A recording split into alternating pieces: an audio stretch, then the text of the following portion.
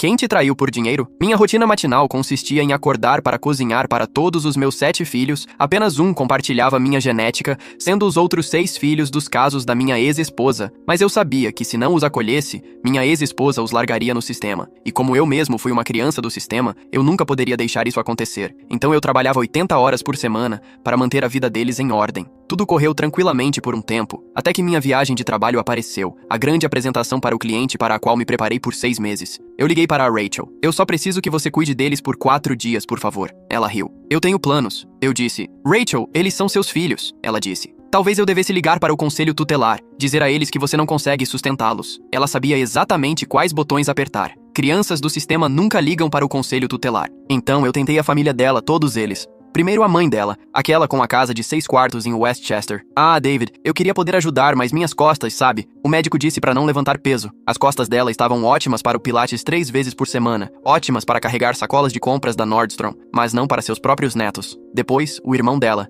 irmão rico, irmão advogado. Problemas com o seguro, cara. Minha apólice de seguro residencial não cobre os filhos de outras pessoas. Coisa de responsabilidade civil, você entende? Eu entendi perfeitamente. Entendi que aquele homem que cobrava $400 por hora não podia dedicar 4 dias para a família. 23 membros da família dela e cada um deles tinha uma desculpa. Essas pessoas tinham barcos, casas de veraneio, quartos de hóspedes vazios e eles postavam sobre família em primeiro lugar no Facebook. Postavam fotos de seus cachorros de grife com fantasias de Halloween, mas quando a família de verdade deles precisou de 4 dias de ajuda, de repente todos estavam ocupados. De repente todos tinham preocupações com o seguro. Enquanto isso, meus filhos dormiam em colchões de ar e às vezes comiam cereal genérico no jantar porque eu havia gasto o dinheiro do mercado no inalador da Emma. A mesma Emma que era a princesa da avó em público, mas aparentemente dava trabalho demais para cuidar por 4 dias. Eu não tinha família própria para ligar. E essa é a questão sobre o sistema de adoção. Você sai dele sozinho quando atinge a maioridade. Então eu fiz o que tinha que fazer e enfiei todas as 7 crianças naquela Suburban que estava morrendo. 5 assentos para 7 crianças. Dirigi por 8 horas até a conferência com a transmissão rangendo, deslizando, ameaçando pifar completamente. Emma segurou o bebê, Jake sentou no colo do irmão, os gêmeos dividiram um cinto de segurança.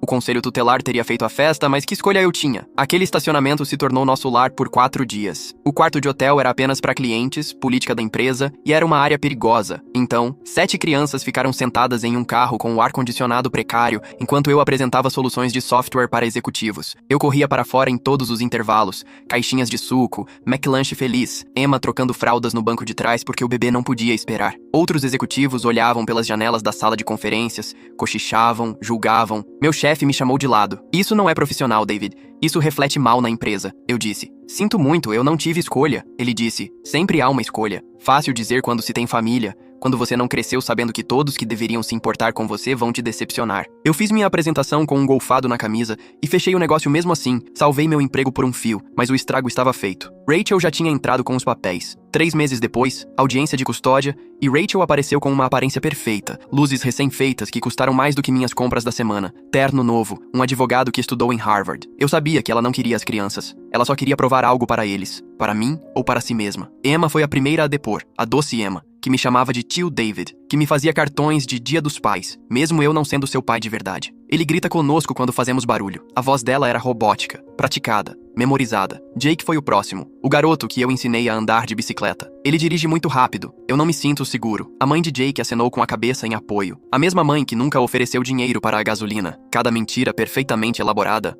Cada criança se recusava a fazer contato visual. Emma começou a chorar no meio do caminho, lágrimas de verdade. Mas não por causa das mentiras que estava contando, porque ela sabia o que estava fazendo. Crianças sempre sabem. Meu defensor público tentou, recém-saído da faculdade de Direito, exausto, sobrecarregado. Essas crianças foram treinadas, meritíssimo. O juiz não engoliu. 7 crianças não contam a mesma história por acidente. 7 crianças não mentem todas da mesma forma. A menos que alguém as tenha obrigado. Eu perdi tudo naquele dia. Sair de lá foi a caminhada mais longa da minha vida. 20 anos sendo a única coisa estável na vida dessas crianças. 20 anos estando presente. 20 anos provando que nem todos os adultos te abandonam e tudo se foi. Foi quando eu ouvi a mãe de Jake o puxando de lado, sussurrando. Você foi bem, querido. A gente ainda vai receber o dinheiro. Naquele momento, eu percebi algo. Ela pensou que tinha vencido, mas eu ainda tinha uma carta na manga. Fiquei paralisado nos degraus do tribunal por talvez 5 minutos, depois de ouvir a mãe de Jake dizer aquelas palavras sobre dinheiro. Por 20 anos eu criei aquelas crianças, e Rachel tinha literalmente literalmente comprado o testemunho delas contra mim. Minhas pernas finalmente voltaram a funcionar e eu caminhei até minha Suburban detonada no estacionamento. A transmissão ainda estava rangendo daquela viagem da conferência, mas pelo menos deu a partida. Dirigi para casa, para uma casa que parecia errada, sem 7 crianças correndo e fazendo barulho. 7 camas vazias me encaravam quando eu passava pelos quartos delas. O silêncio fazia meus ouvidos zumbirem depois de anos de caos constante, gritos e risadas. Sentei-me em frente ao meu laptop naquela noite e comecei a juntar todos os arquivos que havia guardado nos últimos 3 anos. Capturas de tela das mensagens de Rachel, dizendo que não aguentava as crianças. Gravações de voz que eu fiz quando elas deixou na minha porta, bêbada, às 2 da manhã. Fotos dos ferimentos das crianças de quando ela as deixava sozinhas por dias. Extratos bancários mostrando que eu paguei por tudo enquanto ela gastava a pensão alimentícia consigo mesma. Prontuários médicos provando que eu as levei a todas as consultas médicas, enquanto ela nunca apareceu uma vez sequer. 3 anos de provas que eu nunca pensei que precisaria, mas algo me dizia para guardar tudo. Meu celular vibrou enquanto eu organizava os arquivos, e o nome de Emma apareceu na tela. Cliquei na mensagem e ali 3 vezes antes de a ficha cair. Ela havia escrito que sentia muito e que a mãe dela as fez dizer aquelas coisas no tribunal. Outra mensagem chegou, dizendo que Rachel prometeu a todos eles celulares e roupas novas se eles lessem o que ela escreveu. Minhas mãos tremiam, enquanto eu tirava capturas de tela de ambas as mensagens e as adicionava a uma nova pasta chamada Provas Pós-Julgamento. Então, Jake mandou uma mensagem dizendo que sua mãe lhes disse que eu era perigoso e que eles iriam para o sistema de adoção se não mentissem. Mais capturas de tela adicionadas à minha crescente pilha de provas de que Rachel havia ensaiado cada palavra. Na manhã seguinte, liguei para o escritório do meu defensor público para contar sobre as mensagens. A secretária me disse que meu advogado já havia passado para outros casos, já que o meu estava encerrado, e que os recursos raramente tinham sucesso. Ela sugeriu que eu encontrasse um advogado particular se quisesse levar o caso adiante. Desliguei sabendo que não podia pagar um advogado de verdade com meu salário. O trabalho parecia como andar na lama quando voltei para o meu cubículo. Todos evitavam olhar para mim depois de verem aquelas crianças no estacionamento durante a conferência. Meu chefe enviou um e-mail dizendo que minha avaliação de desempenho havia sido antecipada para sexta-feira e que a presença era obrigatória. 3 dias depois, vi a postagem de Rachel no Facebook enquanto almoçava na minha mesa. Ela havia escrito sobre estar finalmente livre de influências tóxicas e como seus bebês estavam seguros agora. Os comentários de seus amigos choviam, oferecendo apoio e parabenizando-a por proteger seus filhos. Tirei capturas de tela de tudo, incluindo o carimbo de data-hora, mostrando que ela havia postado isso 48 horas depois de obter a custódia. Nenhuma menção de realmente passar tempo com os filhos que ela lutou tanto para ter de volta. Naquela tarde,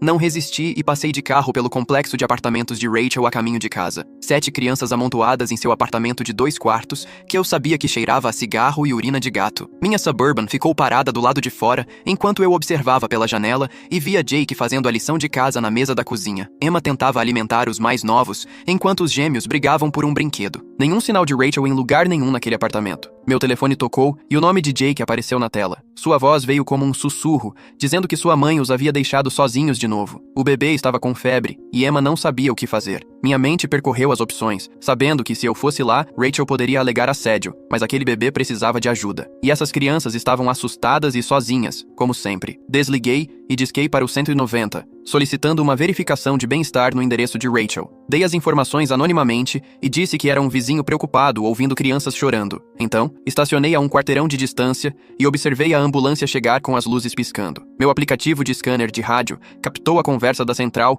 e ouviu o paramédico relatar 7 menores sem a presença de um adulto. A febre do bebê era de 39,4 degrees e eles estavam pedindo reforço policial e o envolvimento do conselho tutelar imediatamente. 20 minutos se passaram antes que meu telefone tocasse com um número bloqueado e a enfermeira do outro lado me disse que eu ainda era o contato de emergência para 7 menores trazidos pela ambulância. Dirigi direto para o hospital e os encontrei na ala pediátrica com o bebê ligado a um soro e Emma segurando uma máscara de nebulizador no rosto, enquanto os gêmeos sentavam-se assustados em uma única cama. A enfermeira, que escrevia em sua prancheta, ergueu os olhos quando entrei e seu olhar foi direto para o registro de visitantes, onde ela vinha anotando os horários de chegada. Rachel apareceu 2 horas depois, com o esmalte das unhas recém-pintado ainda úmido e saltos de grife batendo no linóleo, alegando que tinha saído rapidinho para fazer compras. Mas a caneta da enfermeira continuou se movendo pela prancheta, documentando tudo. Uma jovem assistente social chamada Sra. Thompson chegou na manhã seguinte com uma pasta sobrecarregada e olhos cansados que já tinham visto demais. Ela pegou minhas informações de contato para fins de referência e perguntou sobre o histórico médico das crianças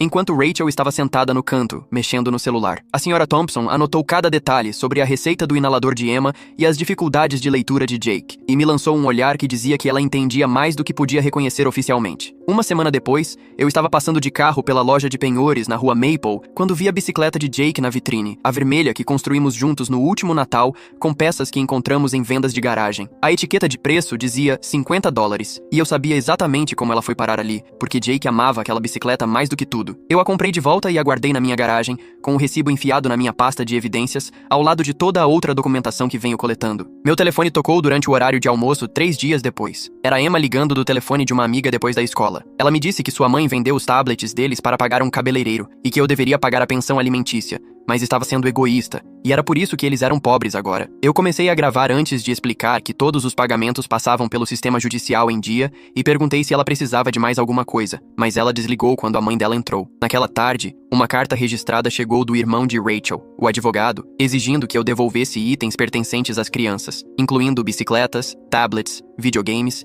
e presentes de aniversário que eu havia comprado ao longo dos anos. A carta ameaçava com mais ações legais por roubo de propriedade se eu não cumprisse em 10 dias. Naquela noite, sentei-me à mesa da cozinha comendo cereal de marca genérica no jantar, o mesmo tipo que eu costumava comprar a granel na Costco, e a casa parecia grande demais e silenciosa demais, sem 7 crianças discutindo sobre quem pegaria a última tigela. Minha conta de supermercado havia caído $200 por semana, mas eu teria trocado cada centavo para tê-los de volta, brigando pelo controle remoto da TV. A senhora Thompson apareceu na minha porta na terça-feira seguinte para o que ela chamou de uma entrevista de rotina, mas suas perguntas foram tudo menos rotineiras. Ela perguntou sobre horários de dormir e de lição de casa, qual criança precisava de óculos e quem era alérgico a morangos. E eu peguei meu celular para mostrar a ela o calendário codificado por cores que eu ainda mantinha com cada consulta e horário de medicação. Ela anotou tudo e pediu cópias dos prontuários médicos que eu guardava e tirou fotos dos quartos das crianças que eu ainda não havia mudado. Mais tarde, naquela semana, eu estava navegando nas redes sociais quando o algoritmo do TikTok me mostrou a nova conta de Rachel, onde ela se autodenominava uma mãe solteira guerreira. No fundo de seu vídeo inspirador sobre força e perseverança, as crianças comiam cereal no jantar, no chão, enquanto ela se filmava chorando sobre como a vida era difícil. Os comentários elogiavam sua bravura e enviavam abraços virtuais, enquanto eu gravava a tela de cada vídeo para meus arquivos. O e-mail da escola de Emma apareceu no meu celular durante uma reunião com o assunto Ajuda, enviado durante a aula de informática dela. Ela escreveu que sua mãe não havia assinado nenhuma autorização, que ela estava perdendo o passeio da escola e que todos iam, exceto ela, e que era minha culpa que eles fossem pobres, segundo a mãe dela. Anexada, estava uma foto que ela tirou de um aviso de despejo colado na porta do apartamento deles, datado de 3 semanas atrás. Eu consultei os registros do Tribunal do Condado no meu laptop e descobri que o processo de despejo havia começado 2 meses antes da nossa audiência de custódia. Rachel não pagava o aluguel há 3 meses, mas havia escondido isso durante o tribunal enquanto morava naquele apartamento de luxo, com porteiro e academia. O registro mostrava que ela havia sido notificada várias vezes, mas continuava pedindo adiamentos, alegando dificuldades financeiras, enquanto postava fotos de sua nova bolsa de grife no Instagram. A captura de tela salvou-se automaticamente no meu celular um pouco antes de o nome de Jake iluminar minha tela às 2 da manhã. Meu coração disparou ao ver o número dele, porque as crianças nunca mais me ligaram desde a decisão da custódia, 3 semanas atrás. Peguei o telefone e ouvi sons de batidas, vidro quebrando, o bebê gritando daquele jeito agudo que significava medo real. Jake estava sussurrando rápido sobre o namorado da mãe estar bêbado e jogando coisas nas paredes. Vestia uma calça jeans enquanto o mantinha na linha, disse a ele para se trancar com as crianças mais novas no banheiro. Minhas mãos tremiam ao digitar o endereço para o 190, enquanto eu corria para o meu carro, dando ao atendente cada detalhe que Jake me sussurrava. O trajeto levou 12 minutos, mas pareceu horas, com Jake descrevendo móveis batendo nas paredes e Rachel gritando de volta para o cara. Estacionei no final da rua quando vi as luzes da polícia já piscando do lado de fora do prédio deles. 2 policiais estavam levando um cara de regata algemado para fora, enquanto Rachel estava na porta, vestindo um roupão. O boletim de ocorrência mais tarde observou o forte cheiro de maconha vindo do apartamento, o que significava o segundo relatório para o conselho tutelar. Rachel continuava dizendo aos policiais que era apenas um mal-entendido, que os vizinhos sempre exageravam em tudo, mas eles anotaram cada detalhe mesmo assim. Eu observei do meu carro enquanto Jake aparecia na janela segurando o bebê, com os rostos de ambos pálidos sob as luzes da polícia. Na manhã seguinte, não conseguia me concentrar nos e-mails do trabalho, então comecei a limpar o armário onde guardava papéis antigos. Minhas mãos encontraram uma pasta de papel pardo de 20 anos atrás, com meus registros do sistema de adoção. A assistente social havia escrito notas sobre como eu mostrava uma resiliência notável e instintos protetores em relação às crianças mais novas no abrigo. Ler aquelas palavras apertou meu peito, porque eu havia esquecido essa parte de mim mesmo até vê-la escrita ali. 3 semanas após o julgamento, me vi sentado no porão de uma igreja com outros 11 pais em um grupo de apoio para pais alienados. Cada pessoa ali tinha o mesmo olhar vazio, a mesma pilha de papéis do tribunal no colo. Uma mulher chamada Carol havia vencido seu caso após 2 anos, documentando tudo, guardando cada mensagem de texto, gravando cada violação. Ela passou um fichário com abas para diferentes tipos de evidências, codificadas por cores por data e tipo de incidente. Anotei no meu celular sobre advogados que realmente se importavam, juízes que percebiam a manipulação, investigadores que faziam seu trabalho direito. O café tinha gosto de terra, mas bebi 3 xícaras só para ter algo para fazer com as mãos. Meu celular tocou durante o caminho para casa, e o nome de Linda Peterson fez meu estômago revirar. A voz dela era fria como gelo, dizendo que sabia da minha documentação, que Rachel havia mostrado a ela minhas mensagens para as crianças. Ela disse que crianças do sistema sempre têm problemas, sempre têm questões, e que ela testemunharia sobre minha instabilidade se eu não parasse. A ameaça pesou em meu peito, porque ela tinha dinheiro para bons advogados, enquanto eu não tinha nada. Na segunda-feira de manhã, meu chefe me chamou para a sala de conferências, onde o RH já estava sentado com uma pasta aberta. Eles falaram sobre o moral da equipe, sobre o incidente no estacionamento ser inaceitável, sobre padrões profissionais e a reputação da empresa. 30 dias em um plano de melhoria de desempenho com verificações semanais e metas documentadas. Ou eles teriam motivos para demissão. Naquela noite, abri o correio e descobri que Rachel havia entrado com um pedido de aumento da pensão alimentícia, alegando que eu estava escondendo renda de trabalhos extras. A petição incluía meu salário exato, minha estrutura de bônus, detalhes que ela não poderia saber sem que alguém do meu escritório lhe contasse. Alguém havia vazado meu arquivo pessoal, o que significava que alguém no trabalho a estava ajudando a me destruir. No almoço de terça, sentei-me no meu carro no parque, comendo um sanduíche de posto de gasolina e observando um pai empurrar sua filha no balanço. Ela ria do mesmo jeito que Emma costumava rir quando eu a ensinei a impulsionar as pernas, inclinando-se para trás com o cabelo voando. Emma não atendia mais minhas ligações, apenas as enviava direto para a caixa postal todas as vezes. Na tarde de quarta-feira, a senhora Thompson do Conselho Tutelar bateu na minha porta sem aviso para uma inspeção domiciliar. Ela fotografou os quartos das crianças com as camas ainda feitas, o armário de remédios abastecido com tudo o que eles poderiam precisar, as estações de lição de casa que eu havia montado na mesa da cozinha. Ela mediu a metragem quadrada de cada quarto, verificou os detectores de fumaça, testou a temperatura da água, tudo isso dizendo que era apenas para fins de comparação. Ela tirou fotos dos quadros de tarefas ainda pendurados na geladeira, com as estrelas douradas que Emma havia ganhado na semana anterior ao julgamento. Enquanto limpava o quarto de Jake naquele fim de semana, movi sua cama para aspirar e encontrei páginas rasgadas de seu diário embaixo dela. Sua caligrafia era trêmula, mas as palavras eram claras sobre a mãe fazê-los praticar o que dizer no tribunal. Ele escreveu que ela disse que eles acabariam no sistema de adoção, como o pai, se não dissessem o que ela queria. Ele tinha medo de ser separado de Emma e dos bebês, então memorizou cada mentira que ela lhe ensinou. Tirei fotos de cada página com o meu celular antes de colocá-las exatamente onde as encontrei. Em seguida, dirigi direto para a escola de Sarah para buscá-la no programa extracurricular. A coordenadora me encontrou na porta com aquele olhar que as pessoas fazem quando têm más notícias. Ela explicou que Sarah havia sido removida do programa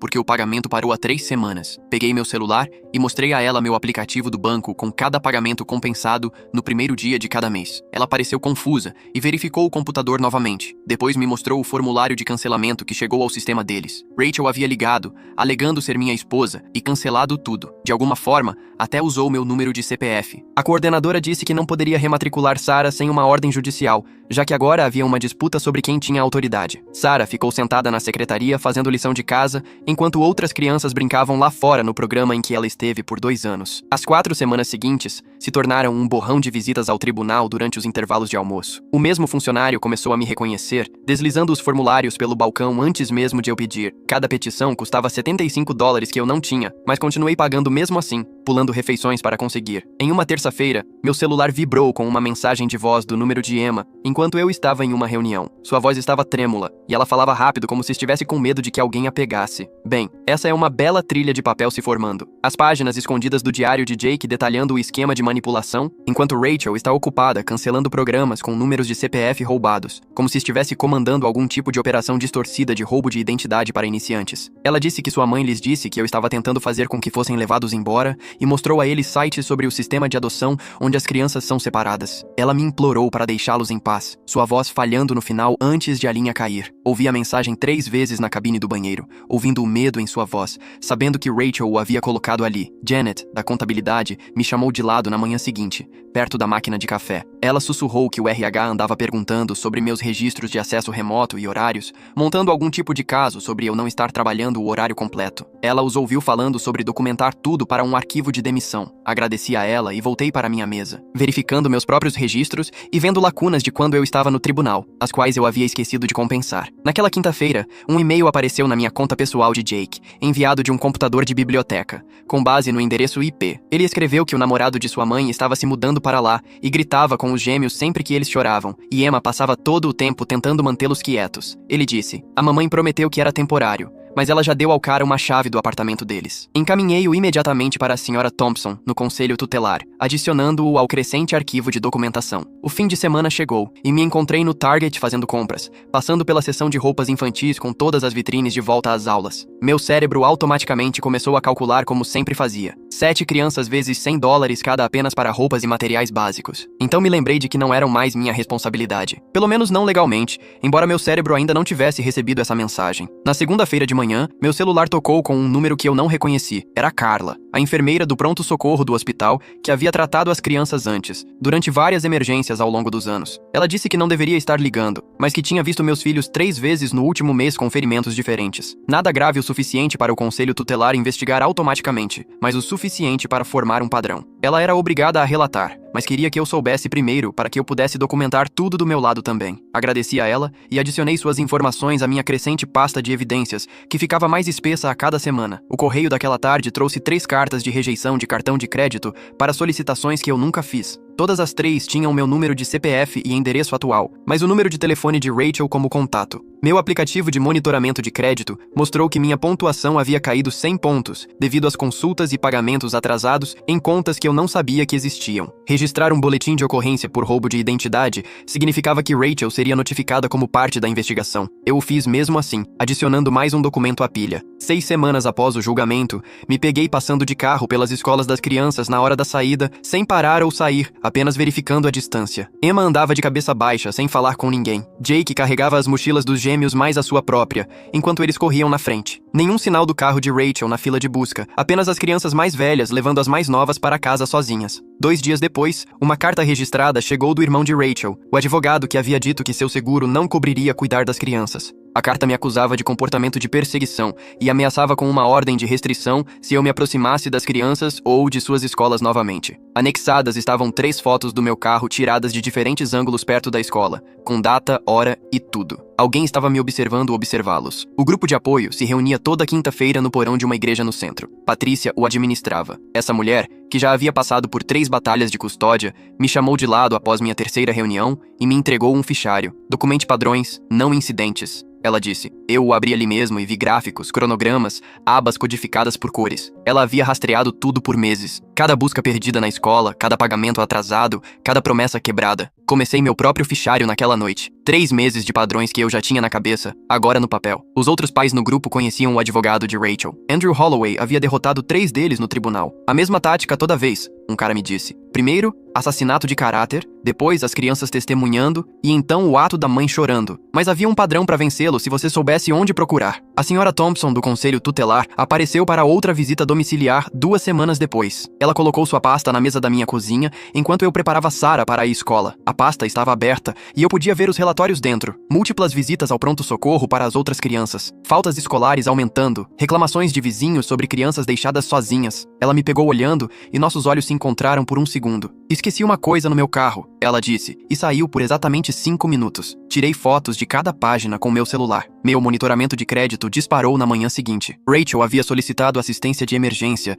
e me listado como um pai ausente, recusando-se a dar apoio. Mas ela cometeu um erro e usou seu endereço real na inscrição, não o falso do tribunal. Era um arranha-céu de luxo no centro, do tipo com porteiro e manobrista. Eu ainda tinha o login para os prontuários médicos do bebê de quando eu cuidava dele. O portal mostrava tudo: vacinas perdidas, consultas canceladas, 3 visitas ao pronto-socorro que poderiam ter sido evitadas se ela apenas tivesse dado o remédio a ele. Imprimi tudo e adicionei ao meu crescente arquivo. 2 meses após o julgamento, fui sozinho à reunião de pais e mestres da Sarah. A professora perguntou sobre a situação familiar com muito cuidado. Sarah não estava bem, as notas caindo, sempre perguntando quando seus irmãos voltariam para casa. A professora me entregou as anotações do diário de Sarah da aula, aquelas em que as crianças escrevem sobre seus fins de semana. Todas elas eram sobre sentir falta de seus irmãos e irmã. Então Jake ligou do telefone de um estranho. Eles estavam no shopping e Rachel os havia deixado na praça de alimentação há 3 horas. Emma havia convencido o segurança a me ligar em vez da polícia. Eu disse a ele para deixar a segurança resolver e fiquei no telefone para gravar tudo. A filmagem da segurança era condenatória. Rachel saindo sozinha com sacolas de compras enquanto 6 crianças estavam sentadas a uma mesa. Ela voltou 4 horas depois, alegando que havia dito a Emma para cuidar deles por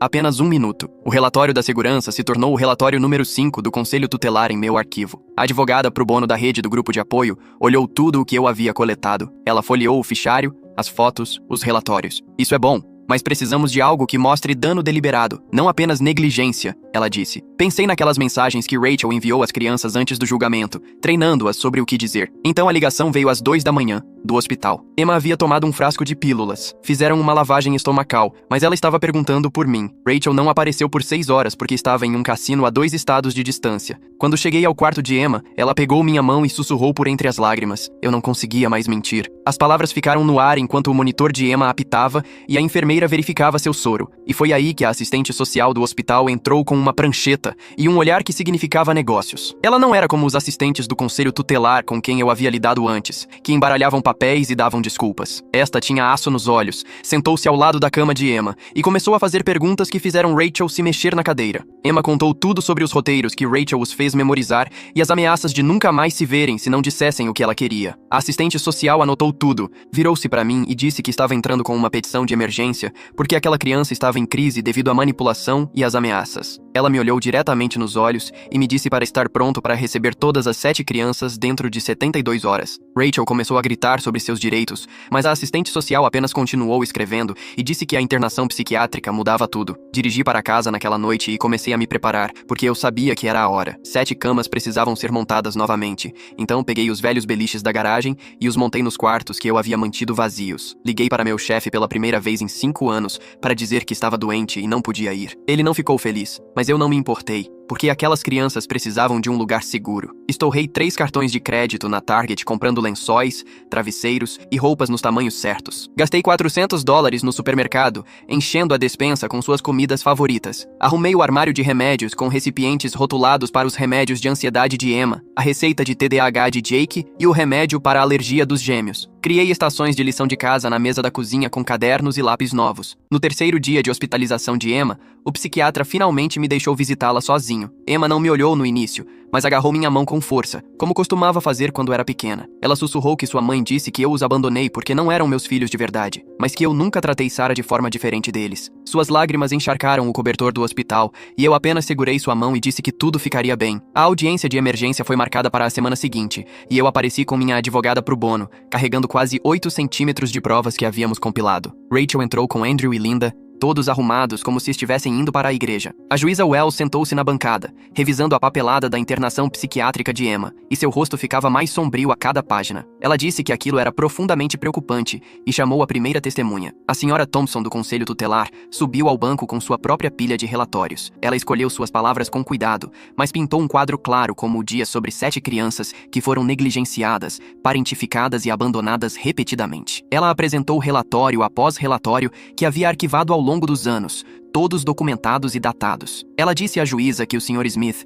havia sido cooperativo durante todas as investigações, mas a Sra. Martinez havia estado menos disponível. O advogado de Rachel objetou, mas a juíza indeferiu e disse à Sra. Thompson para continuar. A juíza, então, ordenou inspeções domiciliares surpresa para ambos os pais naquele mesmo dia. O inspetor foi primeiro ao apartamento de Rachel e encontrou uma geladeira vazia com nada além de cerveja e embalagens de comida para a viagem, sem camas para 3 das crianças, que dormiam no chão. Um aviso de despejo afixado na porta por 3 meses de aluguel não pago. Então eles vieram para minha casa, onde tudo ainda estava montado para 7 crianças, com remédios rotulados e estações de lição de casa prontas. O inspetor tirou fotos de cada cômodo, da despensa abastecida e do quadro de tarefas ainda pendurado na parede. De volta ao tribunal, Rachel começou a perder o controle durante o contra-interrogatório, quando minha advogada perguntou sobre a pensão alimentícia. Ela se levantou e gritou que aquelas nem eram minhas crianças, então por que eu deveria ficar com elas? E que ela merecia uma compensação por me deixar deixar brincar de papai todos aqueles anos. A taquígrafa do tribunal digitou cada palavra, enquanto Andrew visivelmente se encolhia e tentava fazê-la sentar. A juíza Wells pediu ordem e disse que já tinha ouvido o suficiente por hoje. No dia seguinte, Jake testemunhou de outra sala através de uma tela de TV porque não conseguia encarar sua mãe. Sua voz permaneceu firme enquanto ele explicava como a mãe escreveu o que eles tinham que dizer em cartões de índice. Ele disse que, se não memorizassem, ela dizia que nunca mais se veriam. Ele me chamou de pai, depois se corrigiu, mas continuou e disse: "O papai nunca nos machucou, mas a mamãe nos machucou, nos usando como armas." Segunda semana do processo. Sentei-me do lado de fora durante o almoço comendo um sanduíche de máquina de venda automática, quando a família de Rachel se aglomerou perto das portas, lançando olhares de raiva. Linda caminhou em seus saltos de grife e sibilou que eu estava destruindo a família deles. Olhei para ela e disse em voz baixa que eu não a estava destruindo. Eu a estava salvando. Ela saiu furiosa, mas não antes de dizer: "Você vai se arrepender disso." A professora dos gêmeos testemunhou através de uma declaração juramentada que a advogada leu em voz alta, sobre como eles haviam regredido no desfraude e começado a bater em outras crianças. Eles continuavam perguntando quando o papai David voltaria, e um deles fez um desenho durante a aula de artes. 7 bonecos de palito de mãos dadas e um boneco de palito sozinho no canto, chorando. A professora o guardou e o apresentou como prova com a legenda que o gêmeo havia escrito em letras trêmulas que dizia apenas "Papai triste." A próxima testemunha foi Carla, a enfermeira do pronto-socorro que tratou as crianças por anos. Ela trouxe 3 caixas de prontuários médicos e começou a retirar pastas. Ela mostrou à juíza como a asma de Emma piorava toda vez que ela ficava com Rachel, porque as receitas do inalador nunca eram aviadas. Ela tinha fotos do corte infeccionado de Jake, que Rachel ignorou por 2 semanas até precisar de antibióticos. Os gêmeos deram entrada desidratados 2 vezes porque Rachel esqueceu de lhes dar água durante as ondas de calor do verão. Carla contou 17 visitas ao pronto-socorro em que eu levei as crianças, contra 3 vezes em que Rachel apareceu, e em 2 delas, ela saiu antes de o tratamento terminar. Andrew tentou objetar, mas a juíza queria ouvir tudo. Naquela mesma tarde, a polícia prendeu o novo namorado de Rachel em seu apartamento por acusações de uso de entorpecentes que eles vinham investigando há meses. Encontraram mensagens em seu celular falando sobre as crianças serem irritantes e como ele queria que elas sumissem. Uma mensagem dizia que ele cuidaria de mim se eu continuasse interferindo. Outra falava sobre acidentes que poderiam acontecer, com crianças que não eram supervisionadas adequadamente. Rachel se levantou no tribunal, alegando que não tinha ideia de seus antecedentes ou das ameaças. O promotor mostrou a ela o contrato de aluguel com o nome de ambos, datado de 6 meses atrás. 2 dias depois, meu chefe foi intimado e teve que testemunhar sobre minha situação de trabalho. Sob juramento, ele admitiu que alguém, alegando ser um membro preocupado da minha família, ligou para o escritório 15 vezes reclamando do meu desempenho. Os registros telefônicos correspondiam ao número de celular de Linda. Ele disse que o plano de melhoria de desempenho só aconteceu por causa daquelas ligações, não por problemas reais de trabalho. Meus números de vendas haviam, na verdade, subido 20% naquele trimestre. A juíza ordenou a liberação de Emma da internação psiquiátrica para minha custódia temporária, enquanto as audiências continuavam. Eu a busquei naquela quinta-feira de manhã e a levei para casa em silêncio. Ela caminhou pelo apartamento, tocando as paredes, os móveis, a porta de seu quarto. Sentou-se em sua cama e passou as mãos sobre seus velhos bichos de pelúcia, que eu havia guardado exatamente onde ela os deixou. Ela olhou para mim e sussurrou que eu não havia mudado nada. Eu disse a ela que sabia que ela voltaria. Ela assentiu e não disse mais nada por 1 hora. A segunda-feira seguinte mudou tudo, quando o advogado de Jake apresentou seu tablet no tribunal. Jake havia gravado secretamente Rachel, os treinando sobre o que dizer sobre mim. 10 vídeos ao longo de 3 weeks, todos datados e com marcação de tempo. A voz de Rachel dizendo a eles que eu os abandonei, que o sistema de adoção os separaria se não cooperassem, que nunca mais se veriam. Um vídeo a mostrava praticando o testemunho com eles, fazendo-os repetir as mentiras, até soarem naturais. Jake chorando ao fundo, dizendo que não queria mentir. Rachel dizendo a ele que ele não tinha escolha. A juíza assistiu a todos os 10 vídeos enquanto o rosto de Rachel ficava branco. A família dela começou a desaparecer depois disso. Seu irmão retirou-se como seu advogado, citando conflito de interesses, embora todos soubessem o motivo real. Linda parou de ir ao tribunal. A irmã de Rachel a bloqueou nas redes sociais. Na terceira semana, Rachel sentava-se sozinha em sua mesa com um advogado nomeado pelo tribunal que parecia preferir estar em qualquer outro lugar. Os registros financeiros vieram em seguida, quando o promotor intimou os extratos bancários de Rachel. Ela havia recebido $50 mil de Linda, 2 meses antes de entrar com o pedido de custódia, na mesma semana em que contratou Andrew. Os depósitos batiam com as datas em que ela pagou os honorários dele. A história da mãe solteira batalhadora desmoronou quando mostraram que ela havia gasto $8 mil em roupas e joias naquele mesmo mês. Outros $5 mil em férias em Miami que ela tirou sem as crianças. Naquela noite, ajudei Emma com a lição de matemática na mesa da cozinha, enquanto as outras crianças ainda estavam em um lar temporário. Ela perguntou se todos eles voltariam para casa, e eu disse que estava lutando por isso. Ela largou o lápis e disse que testemunharia novamente. A verdade, desta vez, Fiz macarrão com queijo para ela enquanto ela trabalhava nas frações. A senhora Thompson apresentou seu relatório final, recomendando a reunificação imediata comigo para todas as 7 crianças. Ela escreveu que eu era o pai psicológico delas, independentemente da biologia, que removê-las dos meus cuidados havia causado um trauma mensurável, que as crianças perguntavam por mim consistentemente em todas as entrevistas. Ela incluiu desenhos que os mais novos fizeram da nossa família, comigo no centro. Seu relatório dizia que Rachel não demonstrava interesse genuíno na criação dos filhos, além de usá-los como armas. A avaliação psicológica de Rachel, ordenada pelo tribunal, voltou com resultados que fizeram o queixo de seu advogado cair. O avaliador diagnosticou transtorno de personalidade narcisista com traços antissociais e escreveu que Rachel usava as crianças para ferir os outros, em vez de se preocupar com o bem-estar delas. O relatório dizia que ela era incapaz de colocar as necessidades deles em primeiro lugar e não deveria ter contato não supervisionado sem um tratamento extensivo que poderia levar anos. 3 meses se passaram com visitas supervisionadas e terapia ordenada pelo tribunal para as crianças, enquanto eu esperava a data da audiência final. Na noite anterior ao tribunal, não consegui dormir, então andei pela minha casa vazia, certificando-me de que tudo estava perfeito. 7 camas, todas feitas com lençóis limpos, o bicho de pelúcia favorito de cada criança em seu travesseiro, o inalador de Emma em sua mesinha de cabeceira, ao lado da luminária de unicórnio que ela escolheu há 2 anos, as chuteiras de futebol de Jake ao lado da porta, exatamente onde ele sempre as deixava, os cobertores de dinossauro combinando dos gêmeos, dobrados aos pés de suas camas, o quarto de Sarah com todos os seus materiais de arte organizados do jeito que ela gostava, remédios todos reabastecidos e rotulados no armário da cozinha, cereal de café da manhã alinhado no balcão, 7 tigelas empilhadas e prontas. Sentei-me na sala de estar, olhando para as fotos da família até o amanhecer. O tribunal estava lotado quando chegamos para a audiência final. A juíza começou lendo suas conclusões preliminares, e minha advogada apertou meu ombro quando ela disse as palavras. As evidências mostravam um padrão claro de Rachel usando as crianças como armas. Negligência médica quando ela se recusou a reabastecer o inalador de Emma durante seu tempo de custódia. Abuso psicológico ao treiná-los para mentir. A juíza disse que Rachel havia tentado deliberadamente destruir o vínculo entre mim e as crianças. O novo advogado de Rachel levantou-se de um salto, e foi aí que ela jogou sua última cartada. Ela alegou que eu vinha molestando as crianças há anos. A juíza perguntou por que isso nunca foi mencionado em nenhuma petição anterior. Por que Rachel os deixou comigo por 20 anos se suspeitava de abuso? Por que nenhuma das crianças jamais havia dito nada durante suas sessões de terapia? Rachel não conseguiu responder a nada disso. A tutora Ad Litem trouxe cada criança para suas declarações de impacto da vítima. Emma foi a primeira, olhando diretamente para a juíza e dizendo que queria ir para casa, para seu pai de verdade. Jake disse ao tribunal que sua mãe nunca os amou de verdade. Ela apenas os usou para me machucar. Até os gêmeos de 5 anos, falando por meio de sua advogada, disseram que sentiam falta do papai e queriam ir para casa. A declaração de Sarah fez Rachel começar a chorar quando ela disse que sua mãe nunca foi realmente uma mãe. O tribunal estava em recesso quando Linda de repente agarrou o peito e desmaiou. Rachel começou a gritar comigo que a culpa era toda minha,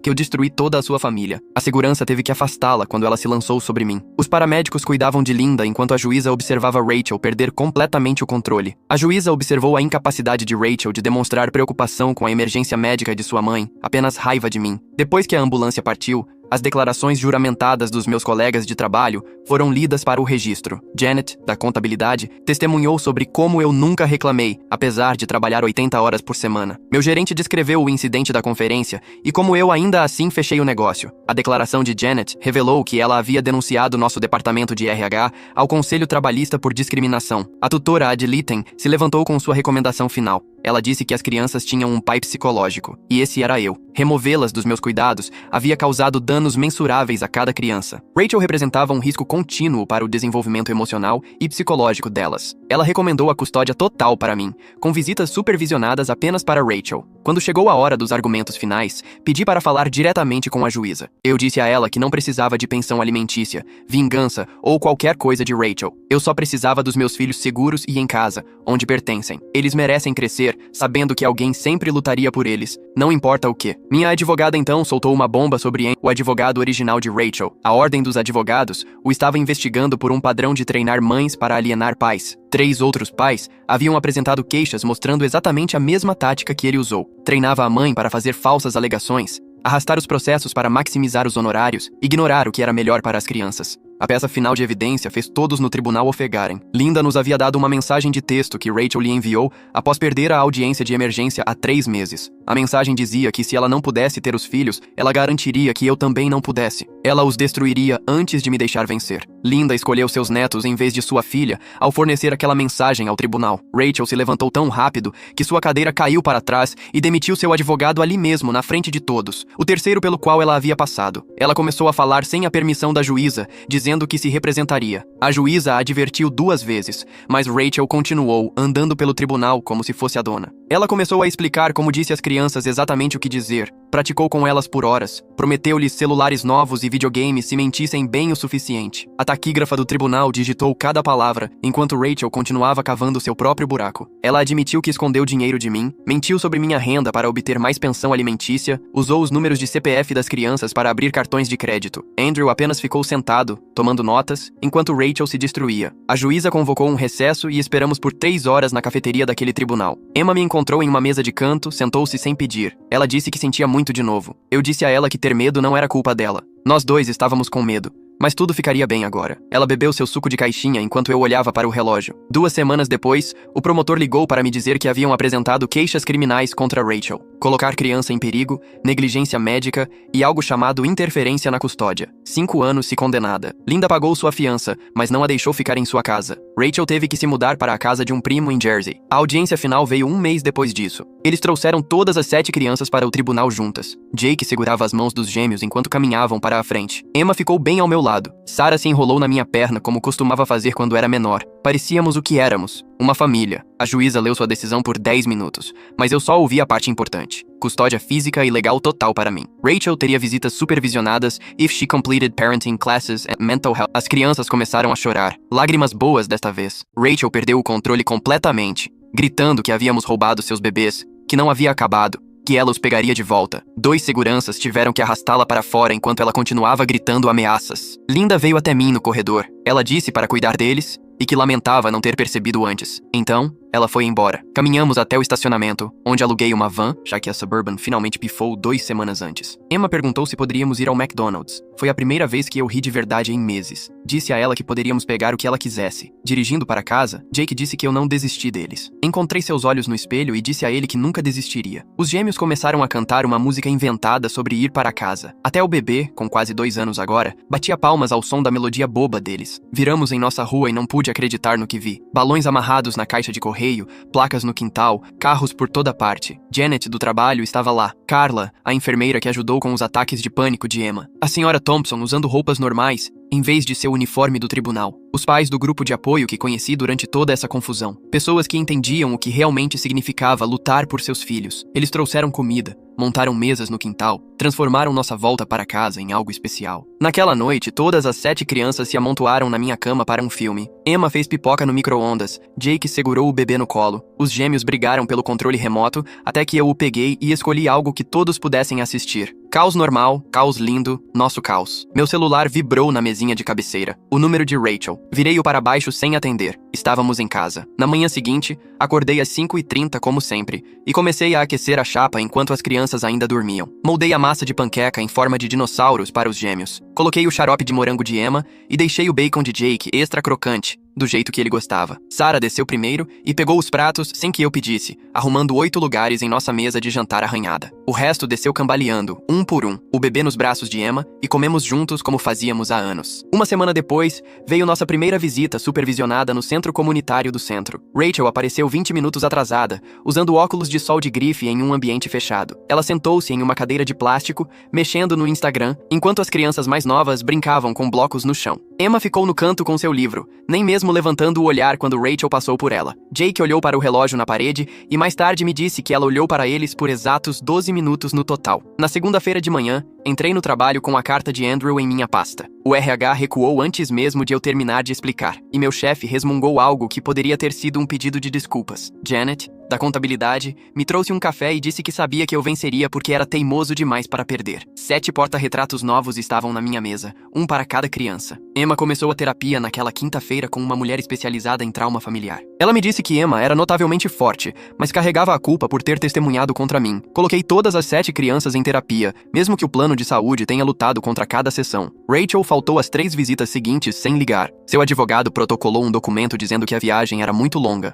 Então, ela se mudou para a Flórida com um cara que conheceu online. Linda me ligou chorando. Disse que estava abrindo fundos universitários para todas as 7 crianças para compensar por não ter ajudado antes. Jake entrou para o time de basquete da escola em fevereiro e eu me sentei naquelas arquibancadas em todos os jogos com 6 crianças torcendo ao meu lado. Outros pais olhavam para nossa família barulhenta, mas eu não me importava mais. 3 meses após o veredito, os gêmeos começaram o jardim de infância e me listaram como pai em todos os formulários. A escola nunca questionou. Emma os ajudava com a lição de casa na mesa da cozinha, enquanto Jake os ensinava a amarrar os sapatos com o método das orelhas de coelho. Meu novo departamento ofereceu uma promoção com um aumento de verdade, o suficiente para camas de verdade em vez de colchões de ar. Levei todas as 7 crianças à loja de móveis e deixei que escolhessem seus próprios edredons. No supermercado, eles ainda queriam o cereal genérico, mesmo que agora pudéssemos comprar o de marca. Emma disse que tinha gosto de lar. Uma noite, Sarah subiu no meu colo e perguntou por que sua mãe não os amava. Eu expliquei que o cérebro de algumas pessoas fica doente de uma forma que as torna incapazes de amar, certo? Que não era sobre as crianças não serem amáveis. Ela olhou para mim com aqueles olhos grandes e perguntou se eu os amava. Eu disse a ela que mais do que todas as estrelas, a mesma coisa que eu dizia todas as noites por 20 anos. Domingo de manhã, acordei com risadas vindas do andar de baixo. Emma estava ensinando os gêmeos a fazer ovos mexidos enquanto Jake ajudava Sarah com um quebra-cabeça de 100 peças no chão da sala. O bebê veio cambaleando com um livro de figuras e subiu no meu colo. 7 crianças que não deveriam ser minhas. Uma escolha que nunca foi realmente uma escolha. Fui para a cozinha e comecei a fazer panquecas para 8, como toda manhã, como sempre faria. Algumas coisas valem cada luta, cada sacrifício, cada noite sem dormir. Família não é sobre sangue ou papéis ou o que algum juiz decide. Família é estar presente todos os dias, fazer o café da manhã para 8 pessoas e ser sincero quando você diz mais do que todas as estrelas.